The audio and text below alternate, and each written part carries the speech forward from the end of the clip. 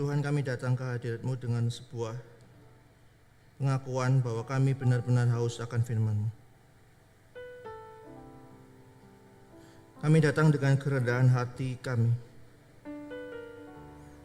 Kami siap untuk dibentuk oleh firman-Mu. Karena kami percaya bahwa firman-Mu sanggup mengubahkan hati kami. Firman-Mu sanggup membentuk hidup kami. Dan firman-Mu sanggup memimpin hidup kami selangkah demi selangkah. Untuk kami hidup memuliakan Tuhan. Kiranya Roh Kudus boleh bekerja di tengah-tengah kami, menolong kami memahami firman-Mu, supaya kami bukan hanya sekedar memahami firman-Mu, tapi kami juga boleh mengalami Engkau di dalam hidup kami. Dan yang terlebih, kami boleh melakukan kehendak-Mu di dalam setiap hidup kami. Berbicaralah ya Tuhan, sebab kami siap untuk mendengar. Di dalam nama Tuhan Yesus, Tuhan dan Juru Selamat kami yang hidup, kami telah mengucap syukur dan berdoa. Amin. Silakan duduk Bapak Ibu. Ya, selamat pagi Bapak Ibu. Nggak ada suaranya. Selamat pagi. Ya, gitu ya, lumayan ya. Sudah makan? Belum ya? Ya, itu nanti bisa minta sama Pak Bambang atau Pak Rudi ya. Oke, kita akan bersama-sama merenungkan satu kebenaran firman Tuhan dengan judul perlukah berpuasa. Tapi saya agak sedikit mengubah tema ini menjadi ritual atau relasi. Sebelumnya saya bertanya kepada Bapak Ibu ya, kalau saya menyebutkan satu kata, tolong dijawab ya, karena saya bukan surat kabar yang cuma dibaca dan tidak dijawab gitu ya. Kalau saya menyebutkan satu kata yaitu rohani, apa yang terbersit di dalam pikiran Bapak Ibu? Suci, oh yes, suci gitu kan ya. Ada lagi? Nama hamba Tuhan, terima kasih. Doa, oh ya doa gitu ya, doa suci gitu ya.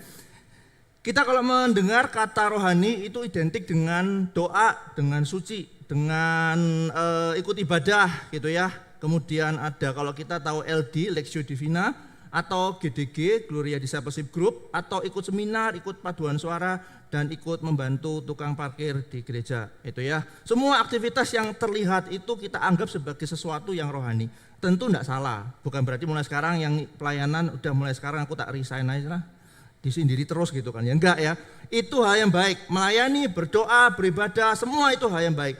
Tapi itu bisa jatuh ke dalam bahaya, yaitu apa? Kalau kita melihat jemaat lain yang tidak seaktif kita, misalnya nih ya, misalnya kalau ada jemaat yang baca Alkitabnya 100 kali gitu ya, nggak ada sih, ini imajinasi entah kemana gitu ya. Kalau kita baca Alkitab 100 kali gitu ya, kemudian kita melihat ada jemaat lain yang bacanya cuma 10 kali. Kira-kira apa yang kita lakukan? Masalahnya nggak pernah baca Alkitab ya, jadi nggak bisa ngomong ya. Kalau kita baca Alkitab 100 kali, tapi kita melihat jemaat lain yang bacanya 10 kali atau bahkan baru 1 kali, itu pun baca kitab Wahyu pasal 1 sampai 22 gitu kan, bukan dari Kejadian sampai Wahyu. Kira-kira apa yang ada di dalam benak orang yang sudah baca Alkitab 100 kali?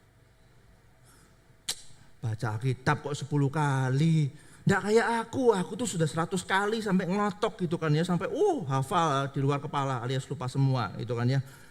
Orang yang melakukan aktivitas rohani, orang yang melakukan kegiatan rohani biasanya akan jatuh ke dalam bahaya menghakimi. Menghakimi jemaat yang kurang aktif, menghakimi jemaat yang tidak serohani dirinya. Nah, itulah yang sebenarnya yang dikerjakan, yang dilakukan oleh orang-orang Farisi pada zaman Yesus. Mari kita membuka Alkitab kita di dalam Markus pasal yang kedua ayat 18 hingga ke 22. Injil Markus pasal kedua, Injil Markus pasal yang kedua. Semoga tahu ya lokasi Markus di mana. Sebelum Kejadian, karena ada daftar isi ya. Injil Markus pasal yang kedua 18 sampai ke 22. Kalau bisa baca di slide, semoga tidak kekecilan ya. Markus 2, 18 sampai ke 22 sudah ketemu ya? Atau langsung baca boleh. Ayatnya yang genap dibacakan oleh orang yang merasa dirinya rohani. Ayat yang ke-19 orang yang tidak merasa dirinya rohani ya. Ya, sama-sama kurang kerjaan. Ayat 18 dibacakan oleh mereka yang berusia 50 tahun ke atas itu ya. Ayat yang ganjil dibacakan oleh mereka yang berusia 50 tahun ke bawah ya. Yang 50 tahun ke atas tolong jangan merasa 50 tahun ke bawah, oke? Markus 2 18 sampai ke 22, ingat ya, yang genap dibacakan 50 tahun ke atas, ayat yang ganjil dibacakan oleh 50 tahun ke bawah. Kalau yang pas 50 tahun ya terserah mau baca yang mana. Oke.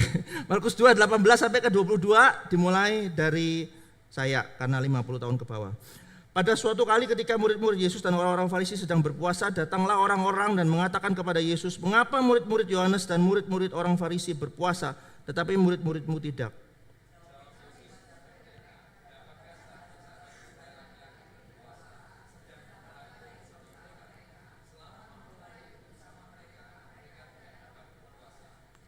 Tetapi waktunya akan datang mempelai itu diambil dari mereka, dan pada waktu itulah mereka akan berpuasa.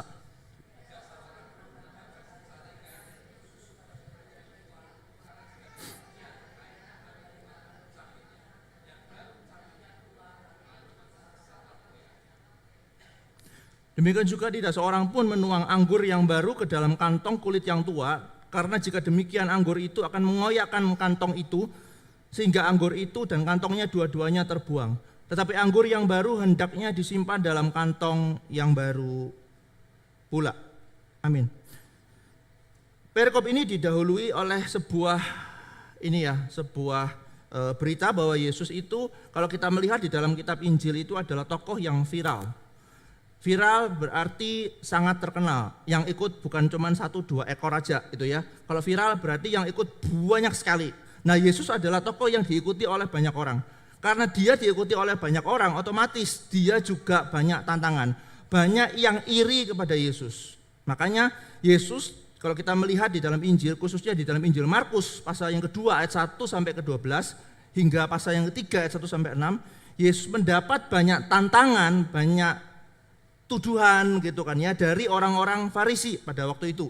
Mulai dari Galilea hingga ke Kapernaum, Yesus menghadapi berbagai macam tantangan. Nah, salah satu tantangan yang kita akan pelajari adalah di dalam Markus 2 ayat 18 hingga ke 20. Ayat 18 dimulai dengan mengatakan demikian. Pada suatu kali ketika murid-murid Yohanes dan orang-orang Farisi sedang berpuasa. Murid-murid Yohanes itu mewakili sebuah kelompok yang disebut sebagai asketik gitu ya. Kelompok asketik. Asketik itu adalah sebuah kelompok yang menekankan harus menjalankan sebuah disiplin dan pengendalian diri yang ketat. Itu ya, itu asketik. Dan orang-orang Farisi itu mewakili sebuah kelompok yang namanya legalis. Legalis itu apa? Legalis itu orang yang terlalu menekankan peraturan. Salah sedikit langsung itu ya dihukum, dihujat dan sebagainya.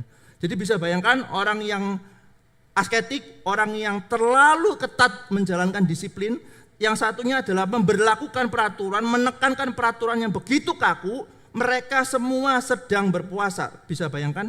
Mereka sedang berpuasa itu berarti berpuasanya bukan berpuasa biasa, tapi berpuasanya itu begitu ketat sampai kalau kita melihat di dalam sejarahnya, mereka bukan hanya berpuasa setahun sekali seperti dalam perjanjian lama, karena dalam perjanjian lama puasa ditetapkan oleh Tuhan setahun sekali. Mereka juga bukan seperti pada masa pembuangan, setelah masa pembuangan puasa cuma 1 tahun 4 kali, tapi mereka lebih ekstrim lagi, lebih kaku lagi, 1 minggu 2 kali. Bisa bayangkan? Dari setahun sekali jadi setahun 4 kali, bukan cuma sekedar itu, 1 minggu 2 kali. Kurang suci apa gitu ya? Kurang rohani apa ini orang-orang Farisi pada waktu itu? Murid-murid Yohanes pada waktu itu begitu sangat-sangat disiplin sekali sampai seminggu 2 kali, yaitu Senin dan Kamis. Di sini kita belajar bahwa puasa itu merupakan disiplin rohani yang penting bagi orang Yahudi, dan itu sebenarnya tidak salah pada dirinya sendiri. Puasa kan nggak salah tuh ya, berdoa nggak salah kan, beribadah nggak salah. Yang jadi masalah adalah kalau kita membaca ayat yang ke B. Di situ dikatakan Orang-orang Yahudi pada waktu itu membandingkan murid-murid Yesus dengan murid-murid Yohanes dan orang-orang Farisi. Murid-murid Yesus pada waktu itu tidak berpuasa, sedangkan murid-murid Yohanes dan orang Farisi berpuasa. Dan apa yang dikatakan oleh beberapa orang Yahudi?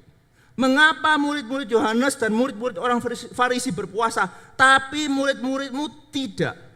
Kira-kira apa yang sedang dikatakan oleh beberapa orang Yahudi pada waktu itu? Mereka sebenarnya pengen bilang apa sih? Yesus, murid-muridmu itu kok kurang rohani sih dibandingkan dengan murid-murid Yohanes dan orang-orang Farisi. Kamu tuh loh kok murid-muridmu tidak berpuasa sih. Harusnya kan kamu seperti murid-murid Yohanes dan orang-orang Farisi. Disiplin rohani yang baik, disiplin rohani yang penting berubah menjadi apa? Berubah menjadi sesuatu yang kaku. Pertama, disiplin rohani itu sesuatu yang penting, tapi berubah menjadi peraturan kaku. Peraturan yang tidak boleh dilanggar dalam detik-detik, inci-inci 0,01. Pernah nggak ada orang-orang Kristen yang tipe-tipe seperti itu? Salah, hanya satu salah sedikit itu sudah jadi pergunjingan seluruh jemaat, bahkan seluruh kota Surabaya gitu ya ekstrimnya ya. Peraturan yang kaku luar biasa, tidak boleh. Bahkan kalau ke gereja tidak ada senyum. Karena apa? Kita datang kepada Allah, harus suci, harus serius, tidak boleh mesem sesat gitu kan ya. Itu sebuah peraturan yang kaku memberatkan banyak orang. Dan yang kedua, disiplin rohani menjadi disiplin yang menjadi ajang pamer rohani. Pendeta Esra Soru di dalam khotbahnya pernah memberikan sebuah contoh ya orang-orang Yahudi itu seperti apa. Jadi orang Yahudi itu kalau berdoa itu kan ada jam-jam tertentu ya, ada jamnya gitu ya. Misalnya nih ada jam doa jam 12 itu ya. Mereka sedang bekerja pada waktu itu jam 8 bekerja, jam 9, jam 10, setengah jam sebelumnya atau 15 menit sebelumnya, misalnya setengah 12 atau jam 12:04. Ketika mereka sedang bekerja, mereka meninggalkan pekerjaannya dan apa yang mereka lakukan? Mereka pergi ke pinggir-pinggir jalan untuk berdoa tepat jam 12. Di pinggir jalan kita tahu banyak orang.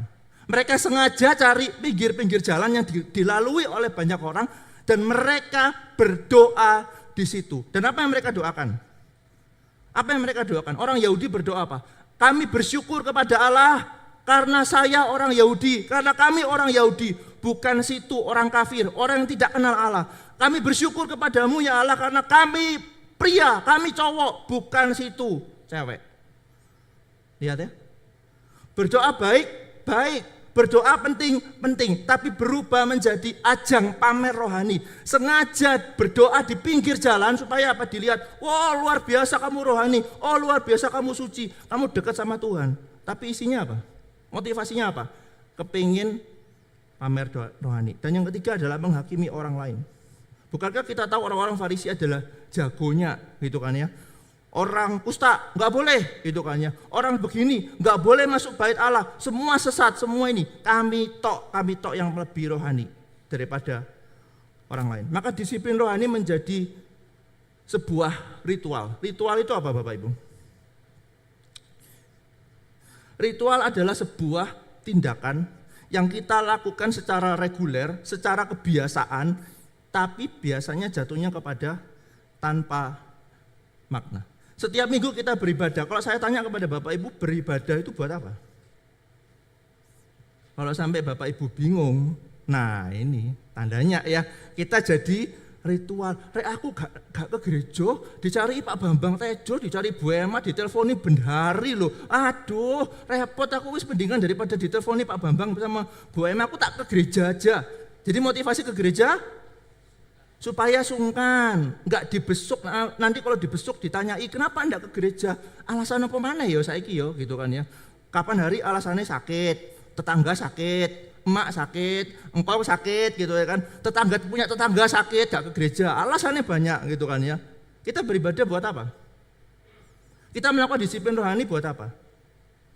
Ketika kita disiplin rohani yang penting berubah menjadi ritual, maka fokusnya adalah kita puas kepada peraturan-peraturan yang kaku dan kita jatuh ke dalam pencapaian rohani.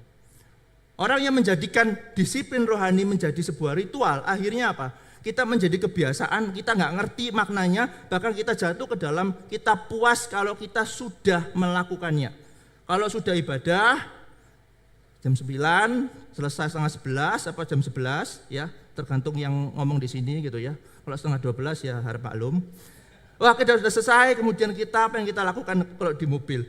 Lega, sudah ibadah. Jadi aku bisa ke Batu, bisa ke Bali, bisa ke Malang, bisa jalan-jalan healing-healing. Wes ke gereja, gitu kan. Kalau buka toko sudah selesai ibadah nih. Jadi berharapnya kalau buka toko, wah langsung customer pada datang semua gitu ya. Nagihin utang. Bukan beli barang ya, nagihin utang gitu ya.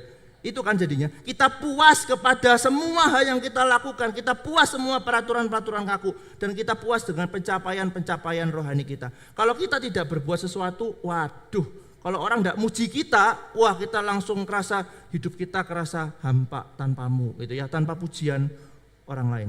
Bukankah itu yang seringkali ada di dalam hati kita? Disiplin rohani yang penting berubah menjadi ritual, menjadi kepuasan. Kita puas pada peraturan, kita puas kepada pencapaian rohani kita. Pujian orang lain, kita mengharapkan pujian dari orang lain. Ada sebuah cerita itu ya, jangan toleh kiri kanan orangnya tidak ada. Seorang ibu-ibu datang beribadah gitu ya, menyanyi, memuji Tuhan gitu kan ya, suaranya merdu sekali sampai keluar not baloknya kan ya. Memuji Tuhan gitu kan, baik enggak? Baik. Kemudian anaknya datang, Bu, apa yang ibu dapatkan hari ini dari firman Tuhan tadi di gereja? Apa jawab ibu? Ya gitulah, kamu nanti dengerin aja di YouTube. Mama ndak bisa ngomong gitu kan ya. Oh lucu, pokoknya lucu gitu, tapi ndak bisa ngomong gitu kan ya. Kamu lihat di YouTube aja gitu kan ya. Yang penting itu ya, Mama tuh sudah ke gereja, tahu nggak? Terus ditambahi apa? Bumbunya. Tuh, kamu tahu nggak? Saya sebut ini jendling ya, semoga di sini nggak ada namanya jendling ya. Ini imajinasi ngawur ya. Kamu tahu nggak, AI jendling di sebelah itu loh. Aduh, wis jemaat lama di Gloria NE sudah 50 tahun, nggak tahu nggak sampai ya. 20 tahun jemaat NE dari mulai merintis sampai sekarang itu jemaat tetap loh dia. Tapi hari ini dia tuh nggak bisa ibadah. Tidak bisa, seringnya online itu loh, seringnya online. Kamu tuh harus terima kasih, Mama tuh lebih mending daripada AI jendling itu, tahu nggak? Gitu kan. Terus mulai memberikan kuliah 1 hari gitu kan. Terus ngomong apa? Ingat ya, nak ya. Nyo ingat ya, Nyo ya. Nih ingat ya, nih ya. Kamu tuh kalau ibadah, ojo bolong-bolong. Jangan niru AI jendling itu loh, tahu nggak? AI jendling itu wis males, alasannya masak. Wah mending Mama ini loh, meskipun masak, ngurusi anak, ngurusi rumah tangga, tapi masih bisa ke gereja, bahkan pelayanan. Yo ikut Mama, teladani Mama, jangan teladani AI jendling. Bisa? Beribadah kan? Memuji Tuhan kan? Tapi jatuhnya apa? Pamer rohani kan? Dengan alasan mendidik anaknya, tapi jatuh kepada kesombongan rohani kan. Merasa dirinya lebih baik daripada si AI itu. Gua tuh lebih baik, lebih rohani, lebih suka ibadah daripada yang situ. Kenapa sih kita sebenarnya puas kepada pencapaian rohani? Kenapa kita puas kepada hal-hal termasuk peraturan-peraturan yang kaku? Karena kita sebenarnya sudah jatuh ke dalam dosa. Apa itu dosa?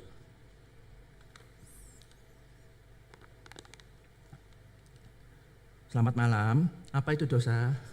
Kan dari tadi kan saya bilang, saya bukan koran, cuman dibaca, dilihat, ganteng ya pembicaranya, terima kasih loh, gak ada yang muji kan tadi kan. Jadi gak dibaca, cuma dibaca, dijawab, gak ada, baca, jawabnya dalam hati, terus pembicaranya suruh jadi dukun gitu ya. Apa itu dosa? Yang jawab jangan ko Andri lagi ya, yang lain. Dosa? Selamat malam. Dosa itu apa?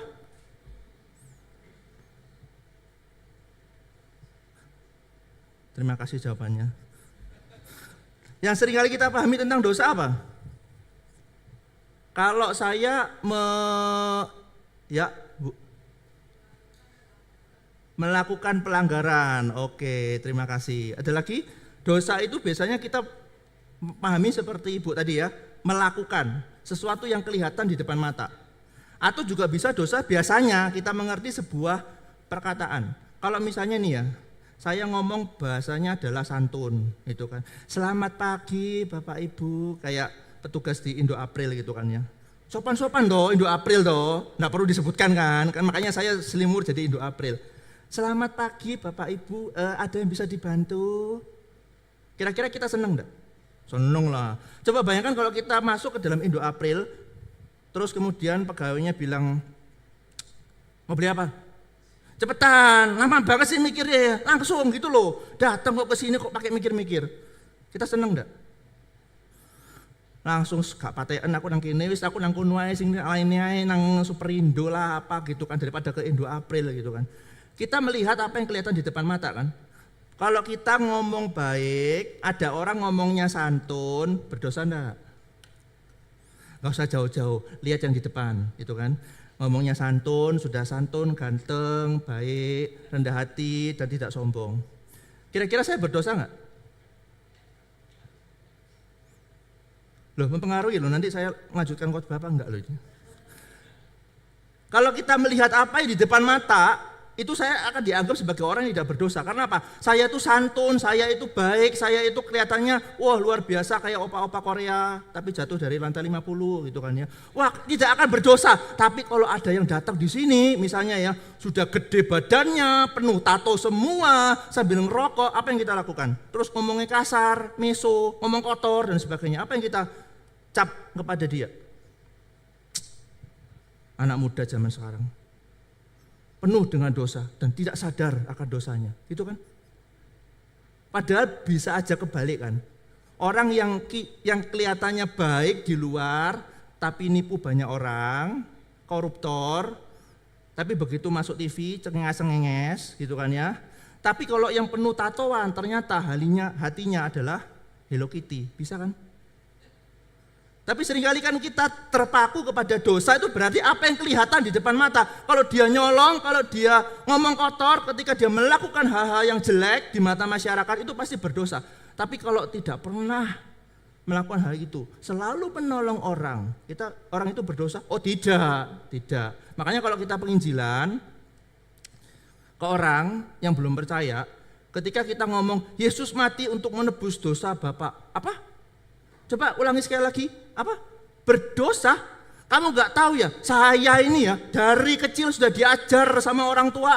Untuk apa? Menolong orang, membantu orang, tidak ngerepotin orang. Tuh tanya istriku itu loh, kurang baik apa aku sama tetangga-tetangga, semua tak bantui. Gitu kan? Karena kita melihat dosa hanya dari apa yang kelihatan di depan mata. Tapi dosa bukan masalah apa yang kelihatan di depan mata. Dosa adalah bicara mengenai hati yang melawan Allah dan tidak puas kepada Allah. Ketika Allah mencipta kita, Allah mencipta dengan sebuah kerinduan bahwa kita bisa mendekat, kita bisa puas, kita berelasi dengan Allah. Tapi ketika manusia jatuh ke dalam dosa, manusia nggak mau Tuhan, melawan Allah, dan dia cari kepuasan di tempat lain. Makanya nggak heran orang-orang kayak gini mencari kepuasan di dalam peraturan. Kalau dia sudah memberlakukan peraturan yang kaku, yang ketat, dia akan senang. Wah, ini orang Kristen gitu kan ya. Sangat peduli dengan peraturan, sangat beretika, sangat berintegritas. Saya tidak mengatakan tidak perlu berintegritas ya.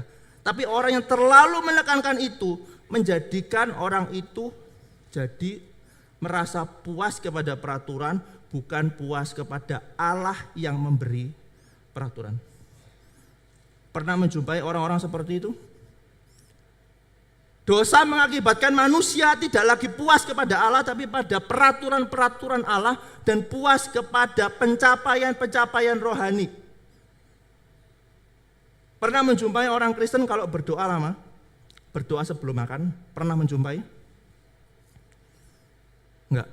Ya. Selamat malam. Pernah menjumpai orang Kristen kalau mau doa makan, doa sebelum makan itu bisa 5-10 menit. Sering ya. Semoga Ko Andri bukan pelakunya gitu ya. Biasanya kalau orang berdoa sebelum makan bisa 5-10 menit itu isinya kira-kira apa? Itu kalau di seminari ya kelihatan banget. Kalau mau doa makan doanya itu mesti panjang. Biasanya ya doanya adalah Tuhan sebagaimana Engkau sudah memberikan mana kepada orang Israel zaman dulu. Hubungannya apa? Kate mangan ngomong mana roti mana zaman Israel. Terus ditambahi lagi. Sebagaimana engkau sudah mengadakan mujizat 5 roti 2 ikan. Menurut Matius, halah kamu tuh mau makan. Ada nggak orang-orang seperti itu? Mau makan sebelum makan doa 5-10 menit. Saya tidak mengatakan tidak usah doa loh sebelum makan, bukan. Yang saya soroti adalah lamanya berdoa. Buat apa? Orang mau minum obat, berdoanya lama sekali. Terus sampai ke ngantuk-ngantuk tidur, obatnya jatuh. Ya gak jadi makan kan. Berapa banyak orang Kristen yang melakukan semua aktivitas rohani, disiplin rohani. Supaya apa? Dianggap suci, lebih rohani daripada orang lain. Kalau dia sudah pelayanan dari minggu sampai minggu lagi, gak pernah pulang rumah, langsung dianggap, oh dia cinta Tuhan ya. Bukan cinta Tuhan, karena gak mau dimarahi istrinya, gitu aja kan. Ya kan? Orang yang merasa puas dengan semua kegiatan rohani itu sebenarnya membuktikan bahwa dia bukan cinta Tuhan, tapi cinta diri. Lalu apa yang menjadi respon Yesus kepada orang-orang Yahudi pada waktu itu? Sekali lagi, disiplin rohani bukan sebuah ritual, tetapi sebuah relasi. Oleh karena itu di dalam ayat 19 Yesus mengatakan demikian. Jawab Yesus kepada mereka, dapatkah sahabat-sahabat mempelai laki-laki berpuasa sementara mempelai itu bersama dengan mereka? Selama mempelai itu bersama mereka, mereka tidak dapat berpuasa. Bapak Ibu pernah pergi wedding party? Kalau nggak ngerti wedding party, kondangan. Kalau nggak ngerti kondangan, ya nggak tahu ngomong apa lagi gitu ya. Pasti pernah ya? Atau nggak pernah?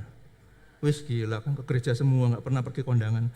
Kalau pergi kondangan kira-kira apa yang terjadi sih di dalam kondangan? Kita dikasih kartu gitu kan. Terus kita duduk sesuai kartu itu di sebuah meja. Satu meja isinya 100 orang. Ya itu bukan kondangan ya, itu bancaan ya. Satu meja isinya 10 orang. Dan kira-kira isinya apa di situ? Makanan. Kira-kira makanannya apa? Nasi campur, kerengsengan, gorengan, terus wedang jahe, enggak kan ya? Kalau wedding party, subisit gitu kan ya. Langsung jawab itu berarti sudah hafal sekali. Subisit, asparagus, terus apa lagi? Mie goreng, asam manis, terus terakhir puding, buah-buahan ya. Memang ini jam-jamnya lapar ya, memang sengaja.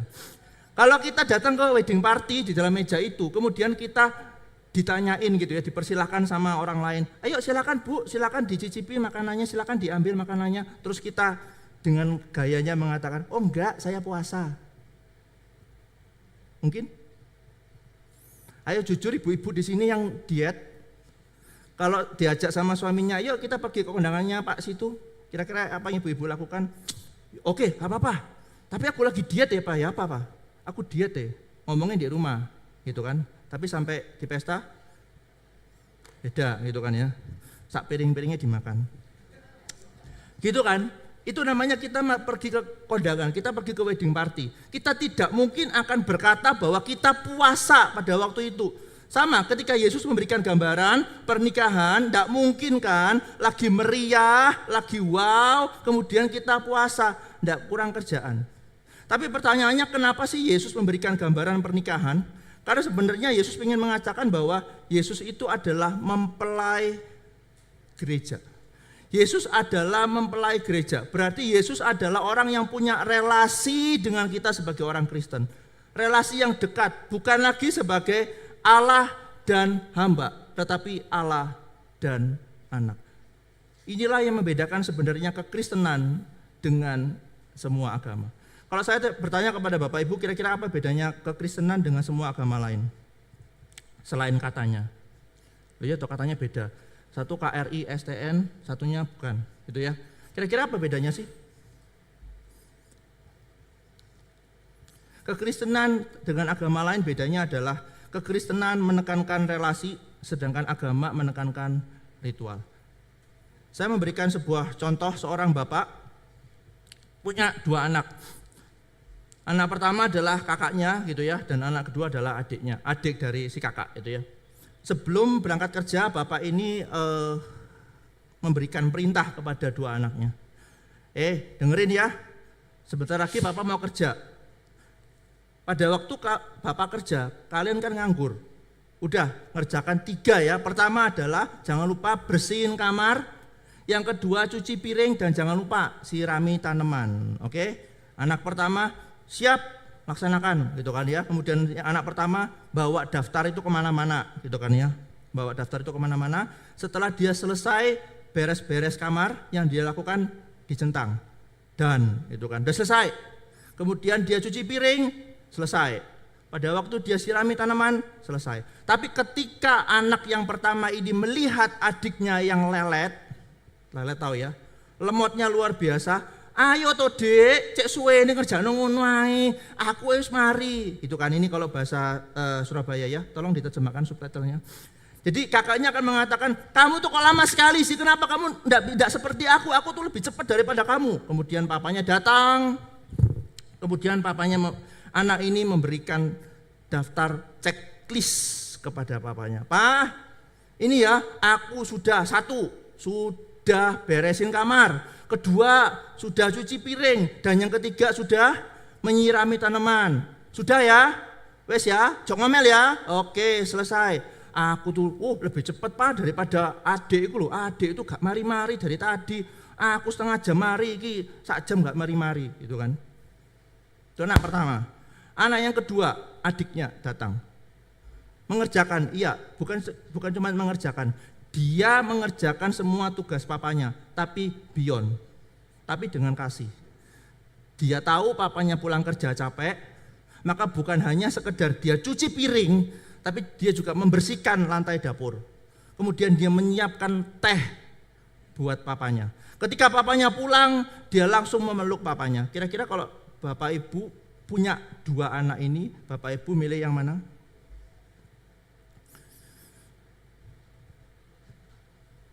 Terima kasih jawabannya. Berapa? Yakin 2? Tapi jujur, yang setiap hari kita amati dan kita lakukan yang pertama apa kedua? Kita kepengen anak kedua, kenapa? Karena kita kepengen dia melakukan semua karena dia mengasihi kita, bukan karena sekedar tugas. Itu bedanya kekristenan dengan semua agama lain. Agama bicara mengenai ritual, supaya saya dapat sesuatu. Kalau saya berbuat baik, supaya dapat pahala. Kalau saya nggak berbuat baik, dapatnya paha ayam, gitu kan? Kalau saya berbuat baik, saya masuk surga nanti ditimbang. Kalau banyak perbuatan baik masuk surga, kalau enggak masuk neraka. Tapi Injil Yesus Kristus bukan bicara mengenai apa yang harus aku kerjakan, apa yang harus aku kerjakan, tapi apa yang telah Allah kerjakan. Bicara mengenai relasi. Saya bisa mendekat kepada Tuhan, saya bisa berelasi dengan Tuhan karena Dia sudah mengerjakannya. Karena Dia sudah menyelamatkan kita, maka kita bisa mendekat kepada Dia. Kalau relasi sudah beres, baru kita melakukan disiplin rohani. Selama relasi belum beres, disiplin rohani jatuh kepada ritual. Kalau hati sudah beres, relasi sudah beres, baru di ayat yang ke-20 dikatakan, tapi waktunya akan datang mempelai itu diambil dari mereka dan pada waktu itulah mereka akan berpuasa.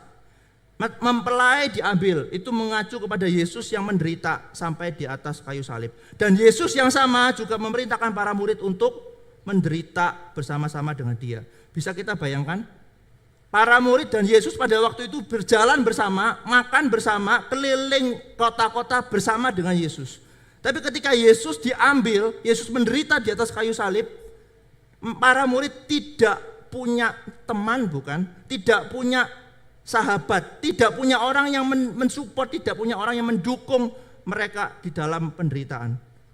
Pada waktu itulah mereka baru berpuasa. James Edward mengatakan justru pada waktu itu mereka harusnya merendahkan diri dan bergantung kepada Allah. Tapi Yesus yang mati bukan hanya Dia mati, tetapi Dia bangkit dari antara orang mati. Yesus mati buat menghancurkan kuasa dosa dan Dia bangkit untuk menghancurkan kuasa dosa dan kematian. Sehingga kita tidak perlu dikuasai oleh dosa dan kematian. Amin. Kok enggak ada yang amin? Amin. Yakin Yesus bangkit menghancurkan kuasa kematian? Saya tes ya. Kalau Bapak Ibu diberikan nomor meja, tadi kan kondangan ya, nomor meja pesta, mejanya nomor 4, ayo. Atau mejanya nomor 13, apa yang kita lakukan? Kalau di gereja kencang amin gitu kan ya, coba prakteknya gimana? Kalau dikasih meja nomor 4, kita kembalikan, tukar sama orang. Yakin? Kan katanya Yesus bangkit menghancurkan kuasa kematian, tapi dikasih 4. Kamu nggak boleh gitu nak. Loh ini beneran ada kejadian soalnya. Papa dari salah satu anggota komsel saya dulu di gereja sebelumnya, itu seorang pendeta muda, calon pendeta muda, tapi tidak jadi, puji Tuhan itu ya. Dia itu masih percaya begitu. Jadi orang Kristen padahal family altar, mesbah keluarga, tapi jatuhnya tetap menganggap 4 itu angka sial, angka mati.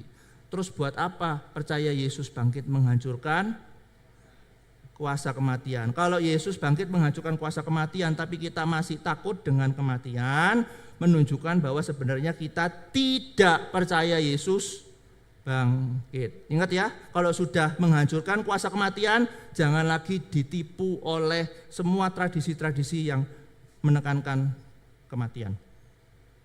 Kalau sudah demikian, kalau Yesus sudah bangkit menghancurkan kuasa kematian, itu memungkinkan kita bisa berelasi dengan Allah. Bagaimana caranya kita berelasi dengan Allah? Kalau kita membaca ayat yang terakhir, 21 sampai ke 22. Di situ Yesus mengatakan tidak seorang pun menambalkan secarik kain yang belum susut pada baju yang tua, karena jika demikian kain penambal itu akan mencabiknya. Yang baru mencabik yang tua, lalu makin besarlah koyaknya. Demikian juga tidak seorang pun menuang anggur yang baru ke dalam kantong kulit yang tua, karena jika demikian anggur itu akan mengoyakkan kantong itu, sehingga anggur itu dan kantongnya dua-duanya terbuang. Tetapi anggur yang baru hendaknya disimpan dalam kantong yang baru pula. Dua gambaran yang dipakai oleh Yesus. Yang pertama adalah kain yang baru atau belum susut ditambahkan kepada baju yang sudah tua. Kalau kain masih baru ditambal kepada baju yang sudah tua, akhirnya percuma. Bajunya jadi robek. Anggur yang baru dimasukkan ke dalam kantong kulit yang sudah rusak, yang sudah tua, dan kantong kulit anggur, kalau kita melihat gambarnya, waduh enggak kelihatan ya. Kantong kulit anggur yang sudah rusak, yang sudah tua, itu tidak elastis lagi. Ketika itu dimasukkan anggur yang baru, yang terjadi adalah kantong itu akan rusak, hancur, dan anggurnya jadi tumpah. Dan ini sebuah gambaran, kontras. Baju yang tua dan kantong kulit anggur yang lama itu mengacu kepada Yahudi. Orang yang menekankan ritual, orang yang menekankan merasa diri suci dan menghakimi orang-orang berdosa, mengusir orang-orang berdosa. Tapi Yesus digambarkan sebagai kain baru dan anggur yang baru. Kristus adalah relasi yang intim antara Kristus dengan umat Allah. Kalau Kristus sudah datang kepada kita bukan untuk menambal sesuatu yang lama, tapi dia datang untuk mentransformasi kita. Jadi kekristenan bukan bicara mengenai tambal sulam, itu ya. Berarti kalau dulu agama menekankan peraturan, ketika kita bertobat jadi Kristen, sayangnya kita masih berpikir jadi Kristen harus mematuhi peraturan-peraturan gereja. Saya tidak mengatakan gereja tidak boleh pakai peraturan, tapi seringkali di dalam pikiran kita kalau jadi Kristen harus A, B, C, D. Tidak ada bedanya dengan agama kita sebelumnya. Padahal kekristenan, Yesus datang bukan untuk menambah yang lama atau memberikan peraturan yang baru supaya kelihatan saleh. Tidak. Tapi Yesus mentransformasi hidup kita menjadi baru. Bagaimana cara Yesus mentransformasi kita? Kembali, dosa itu bicara mengenai hati. Hati yang melawan Allah. Problem disiplin rohani bukan pada disiplin rohaninya, tapi pada hati si pelaku. Betul? Kenapa jadi orang yang suka membaca Alkitab, suka beribadah, akhirnya jatuh kepada menghakimi orang lain? Apakah karena salah ibadahnya? Bukan. Karena salah kita yang mengerjakannya. Karena hati kita sedang diliputi oleh kuasa dosa. Dan Yesus Kristus datang untuk menghancurkan kuasa itu. dan Roh Kudus memberikan hati yang baru kepada kita. Sehingga hati kita bisa murni. Lihat bedanya antara kekristenan dengan agama. Kalau ada anak dablek, bahasa Ibraninya, anak nakal, apa yang agama ajarkan?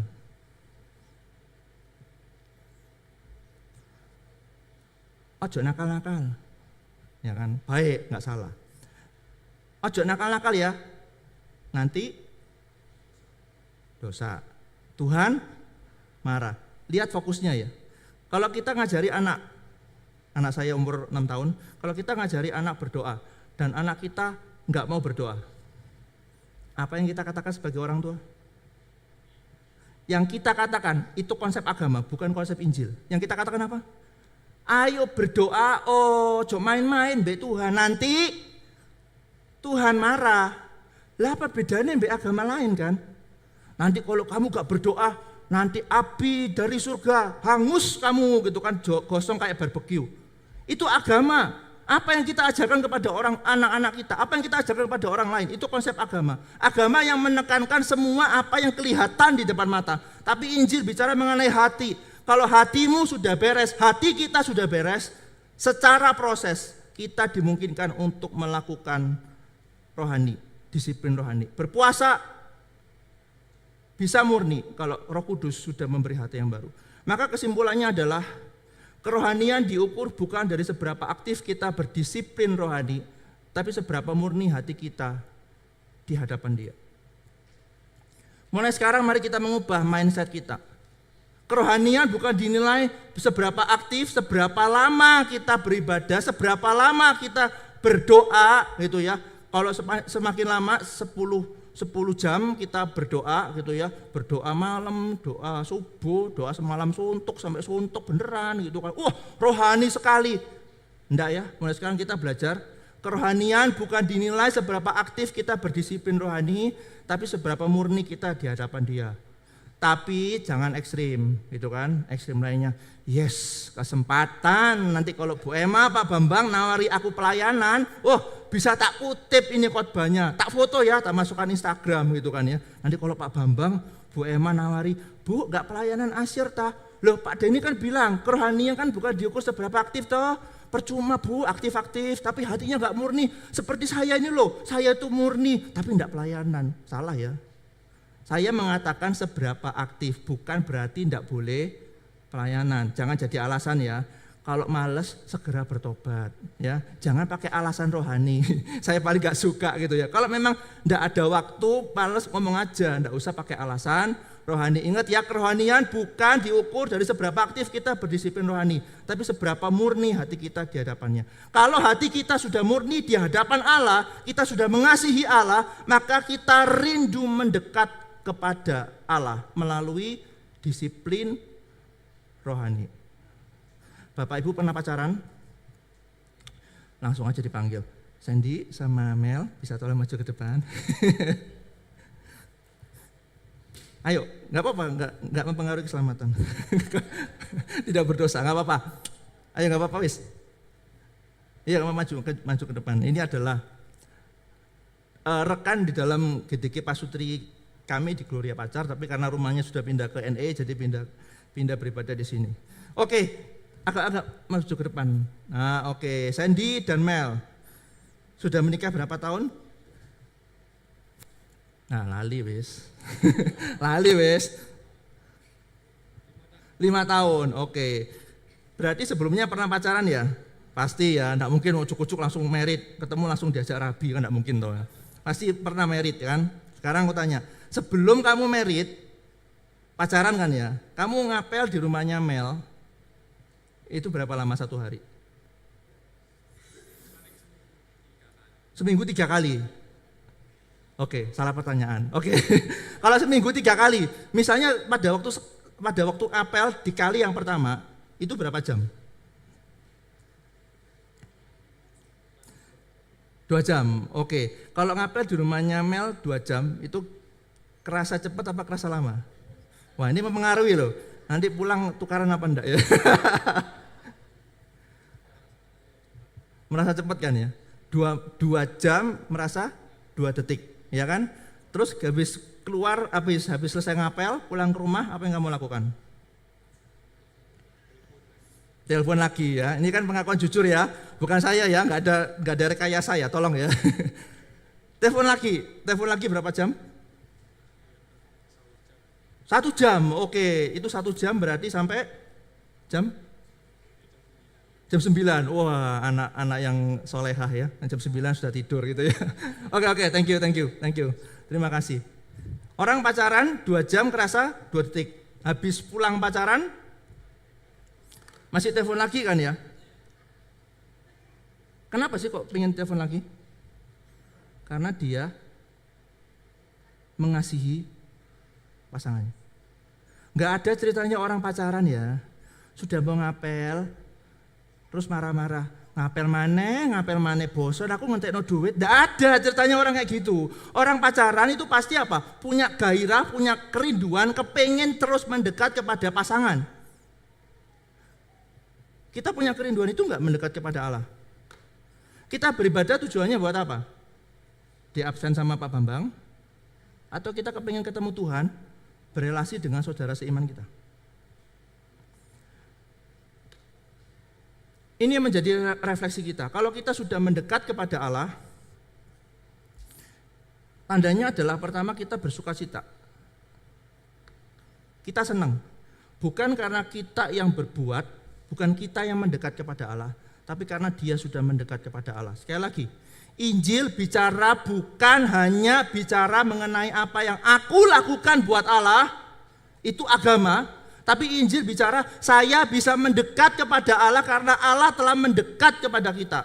Beda semua motivasinya. Kalau kita mendekat kepada Allah karena kehebatan kita, akibatnya kita jadi apa? Balik lagi ke ritual kan? Kita jadi kembali menjadi apa? Saya sombong rohani, saya menekankan peraturan. Karena apa? Saya berbuat sesuatu untuk Tuhan. Tapi Injil bicara mengenai apa yang Allah telah lakukan. Dan itu mendorong kita untuk kita bisa mendekat kepada Allah. Makanya respon kita ketika kita mendekat kepada Allah adalah sukacita. Orang Yahudi kalau beribadah mesti bawa embek, bawa korban, dan itu disembelih. Dan itu protokolnya banyak sekali. Kita mau seperti itu? Masih mau? Enggak loh. Kita sudah tidak melakukan semua itu karena Kristus sudah mati buat kita. Tapi seringkali ibadah kita lebih mengasihankan daripada ibadah di luar Kristen. Betul?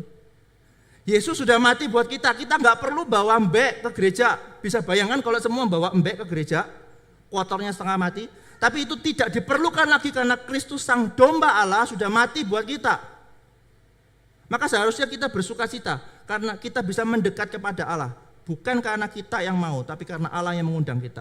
Dan yang kedua, kalau kita mendekat kepada Allah, tandanya adalah kita segera bertobat. Orang yang mengasihi Tuhan, itu adalah orang yang mengasihi apa yang Tuhan kasihi. Sudah biasa.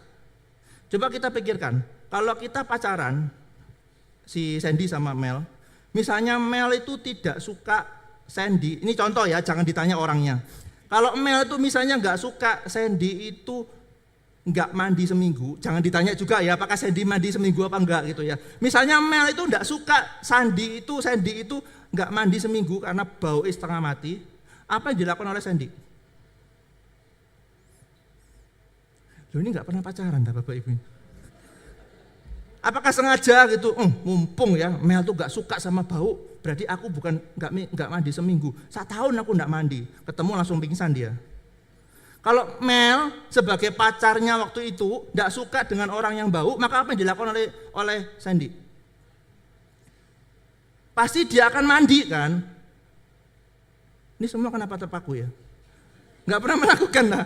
Ya pasti toh, kita tidak akan melakukan apa yang pasangan kita nggak suka kan? Kalau kita mengasihi Allah, bukankah kalau kita tahu Allah itu yang kita sembah, yang kita kasih adalah Allah yang kudus? Ketika Tuhan bilang bertobat, yang kita lakukan, entar aja lah Tuhan, si 6, si muda, si 20, menikah aja belum, pacaran aja enggak punya, nanti aja kalau sudah umur 60 tahun, 7 tahun, baru aku tak bertobat layanan. Seenak ini zamane, seenak ini umur segini gitu enak.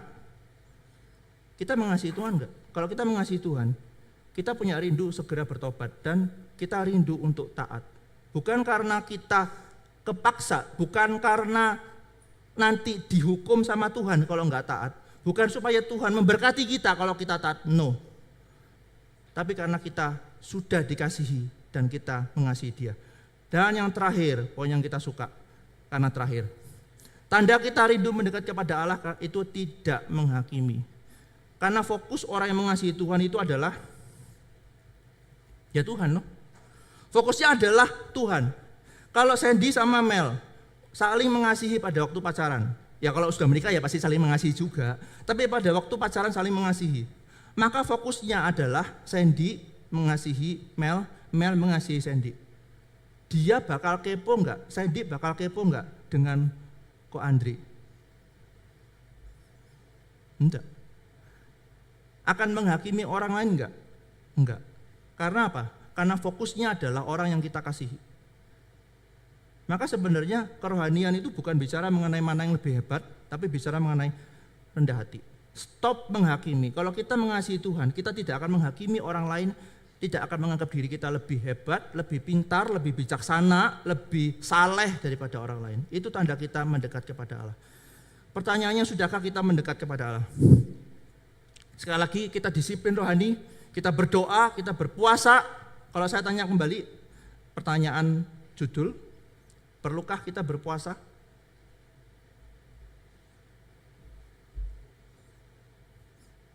Perlu. Tapi ingat sekali lagi, uji hati kita. Apakah kita sungguh-sungguh berpuasa untuk Tuhan atau tidak? Sebagai penutup, Yesus hidup di antara orang-orang Yahudi yang stres, capek dengan semua aturan-aturan agama. Kita tahu orang Yahudi di zaman Yesus punya 613 peraturan. Coba kalau saya berikan kepada Bapak Ibu, apa yang Bapak Ibu lakukan? Gak ngurus Pak, tak tinggal tidur. Ngurusi kerjaan akeh 613 peraturan maneh, gitu kan? Bayangkan kita bisa paham kan apa yang dirasakan oleh orang Yahudi pada waktu itu. 613 peraturan. Sabat tak boleh jalan berapa kilo, sabat tak boleh ngangkat barang berapa kilogram, tak boleh jalan berapa kilometer, tak boleh begini.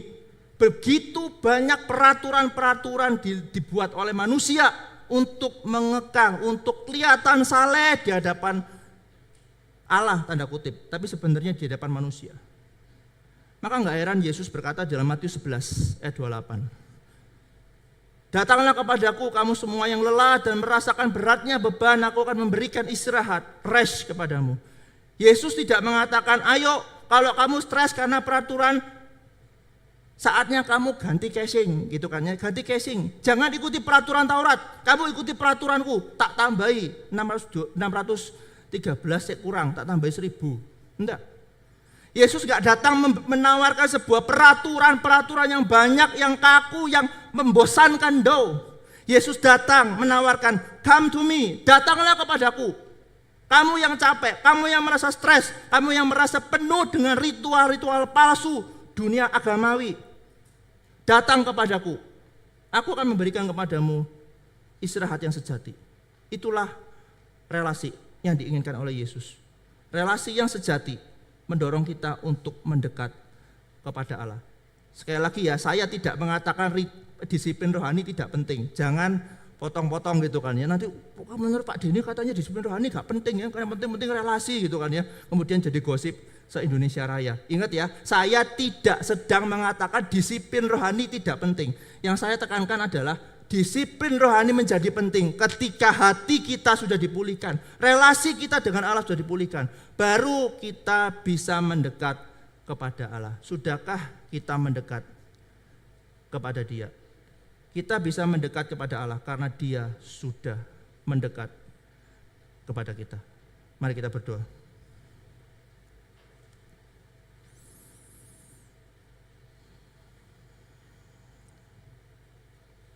Minta kesediaan Ko Andri untuk menutup kita dalam doa.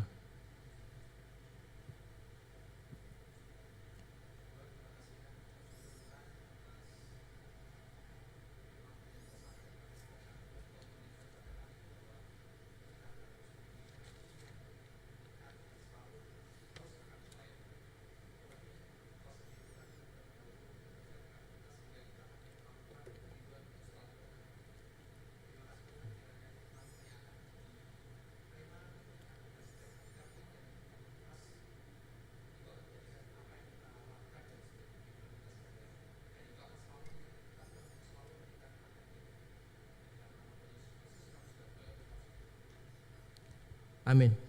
Terima kasih.